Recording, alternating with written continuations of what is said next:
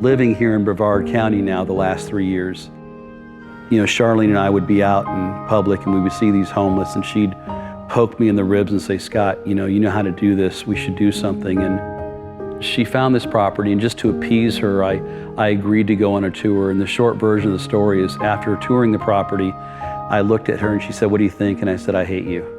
And I said that very lovingly because I knew how perfect it was for us to be able to impact another community in a magnificent way on an incredible piece of property. God, through the Holy Spirit, has moved on our campuses for the last 13 years in ways that I don't know that many can fully appreciate. What I've learned is, rather than just trying to push things through, is to share our story and share our stories of the people that we serve here each and every day. I mean, we are privileged beyond words to witness miracles that many will never see just by being here. My name is Brian Camarda, and this is my son. What's your name? Giovanni. Giovanni Camarda. One of the things that a lot of people don't realize is shelters will not take in typically a single man with a boy child. I just remembered that if we didn't do something, if we didn't try to figure out some way to help this man, that he and his son were going to be living in their car, and that just wasn't okay with me. I was going through a divorce, separation from my wife and everything. We ended up moving from where we were at, and we started living in hotels. Work was okay at times, but then it started drying up, and then we ended up homeless for a day. We finally found Matthew's Hope. We were welcome there. We were explaining the situation to him. Got to meet Pastor Scott, and next thing I know, we had a place to move into that day, and got set up to start work there and begin our journey to getting a better life going for us. One of the challenges we always have, especially with men, is when we lay out our expectations of our Moving Forward program. And the reason I say men in particular is men are typically more independent. They will often, as long as they're a hold of the steering wheel, so to speak, even if they're going 100 miles an hour to a wall, they're in charge. And so the first thing is to be able to try to break down that barrier and get them to understand they can trust us, and that we need them to trust the process. One of the things we've been talking a lot of in the last year is trust the process. You're not always going to like what happens. You're not going to like the fact that we have control of a lot of what you're used to being in control of, good or bad. But trust the process, and we're going to get you going where you need to go. I am actually learning a skill right now in the wood shop, working on a CNC machine that creates all kinds of wood products and signs and stuff like that. Giovanni's actually in the program, and he's learning stuff too. He helps out there doing things with me and whatnot when he's not in school. One thing we try to do over the years is to really incorporate the children in the process of moving forward towards that life of independence and self-sustainability. So we're trying to instill basic skills with those kids. We do that with the younger ones through our Firm Foundation preschool and daycare. But the others is we have them take part of the process. The first thing is getting their parents to embrace where they're at and the fact that they are homeless or they've gone through something in particular. You got to embrace that first before we can move forward. But then, without scaring the children, get them to understand that they're part of the team that's going to allow mom or dad or mom and dad to be able to move forward and give them the life that they deserve. I know that the program could last up to a couple years. But my goal that I have is that I actually want to have some sort of future at Matthew's Hope working there once I graduate the program, like some others have in the past. Like John Giro in the wood shop teaching me how to learn on the CNC machine.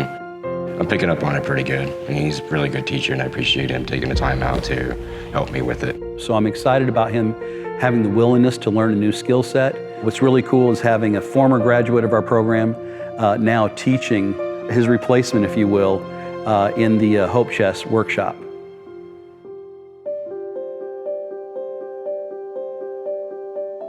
Coming to the realization that you're homeless is extremely difficult. You have to swallow your pride, and it's not easy to do, but it's necessary to get out of the situation. And accepting help is not always easy, but it's also necessary. When I first entered this program, I was extremely grateful for the opportunity to provide me a little bit of security and a little bit of room to breathe and try to tackle some of the problems that I had financially.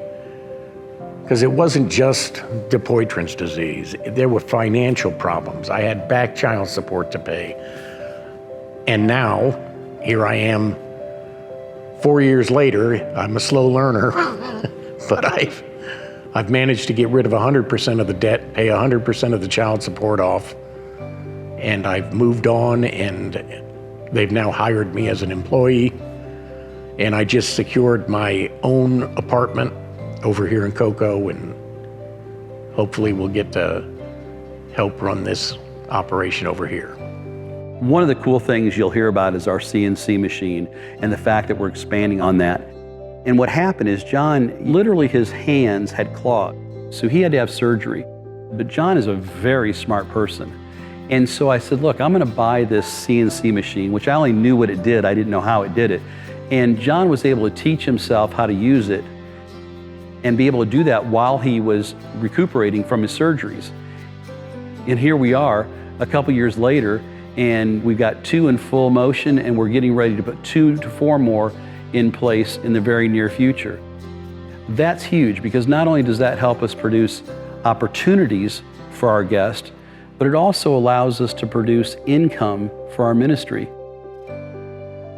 Yeah, now I find myself transitioning from a worker to an instructor, and it's quite challenging, but at the same time, very rewarding knowing that I'm helping Brian move forward now.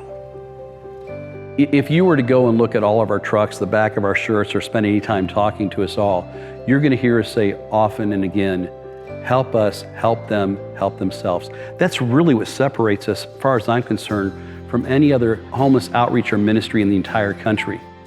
Everything has accountability tied to it. You need to take those licks along the way, but we're gonna be there to help you when you stumble. We're gonna point the direction. We're gonna help you put together a game plan or a roadmap. Matthew's Hope is gonna make you earn it. They're not just gonna hand it to you on a silver platter. If you wanna learn a new skill, you're gonna have to go to school to learn a new skill. If you're gonna wanna take care of your financial debts, you're gonna have to work your butt off to earn the money to take care of the debts. They're not just gonna pay off your debts for you. That's not the way it works. But I can't think of a better place to donate money to that makes as big a difference as Matthew's Hope. I want you to look at it less as a donation and more of an investment. You're investing in people, and you can look and expect your return by seeing how they become independent, self-sufficient. I don't know that a lot of nonprofits can tell you that. They can say, well, we paid for this, we did that, we did that. What I'm telling you is look at the individual, look at the investment you made into a person or a family, and then expect, you as a donor should be able to expect from us a return on your investment.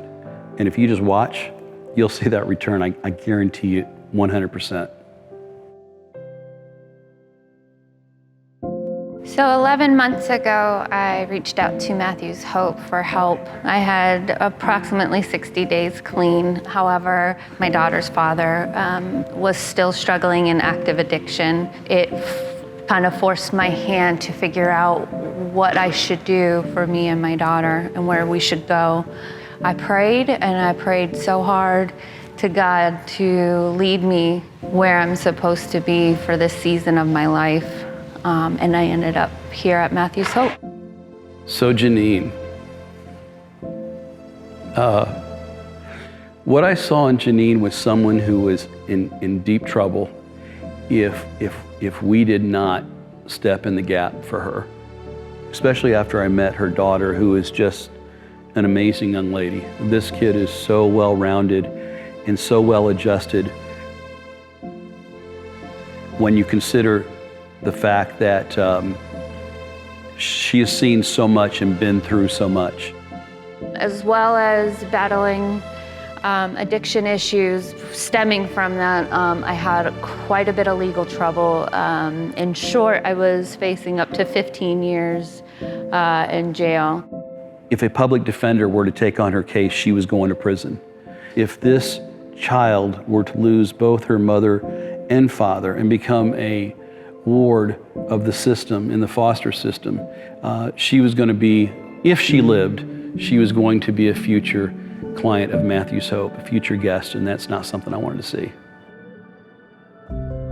With the gracious hope and guidance and hands of Matthew's Hope, they have helped me through these legal troubles, and I went from facing 15 years to probation.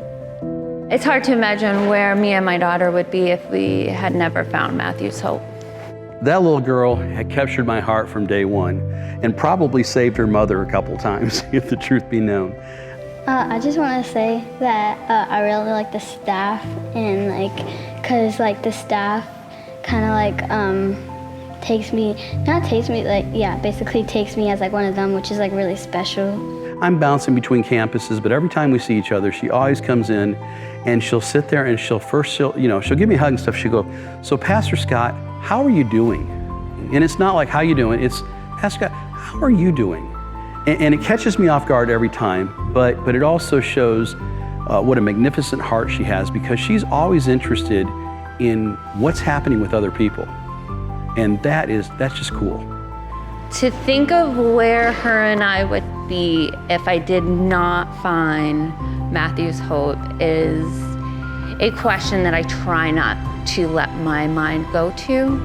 So my next goals, I am continuing to work and help out in the medical office. I also have an exciting opportunity coming up. The mental health doctor that works within our clinic offered to have me help her out a few hours a week. And I'm also looking into starting medical coding and billing very soon. One thing that I quickly realized when I came into the program, just how exciting and how fulfilling it feels to help other people that are in sometimes a worse situation than you are. So to see a whole new campus, to reach out to even more people I'm really excited for the future of Matthew's Hope. When we say here we grow again, literally we've experienced 13 years of growth. We started in 2010, March of 2010. It took us about a dozen years to get everything that we're doing happening over there. And we're literally duplicating everything and more here in Brevard in less than 12 months. We have a Montessori preschool, we have a daycare, we have a Hope Chest shop with CNC and wood shop. We have a medical office, a mental health care office. One thing that's different here is we are putting on-site laundry, so we'll have that weekly laundry service. We're offering transportation, just like we do in our other locations, to bring people in for their haircuts, showers, meeting a medical team, manicures, getting their birth certificates, Social Security cards, Social Security benefits, VA benefits, food stamps, phones. I can just keep going on. All those things are happening right here. We were blessed by an angel investor that has been investing in us for many years since I first opened our first set of housing. And when we were able to present this property to them, they were able to put the financial package together for us that allowed us to do it. Not only in purchasing the property, but also doing the renovation of the property, and then being able to cover the overhead of the property from 24 to 36 months while we built up our donor base over here. So we're talking investment somewhere probably around $5 million when it's all said and done. So now we've got the angel investor. Cool. We've got a building, we got vehicles, we got facilities, we have all those things, we have staff. Here's where you play the greatest part in all this. We still need food, we need clothing, we need hygiene, we need insurance to be covered, we need to pay for lighting up our places, the electricity.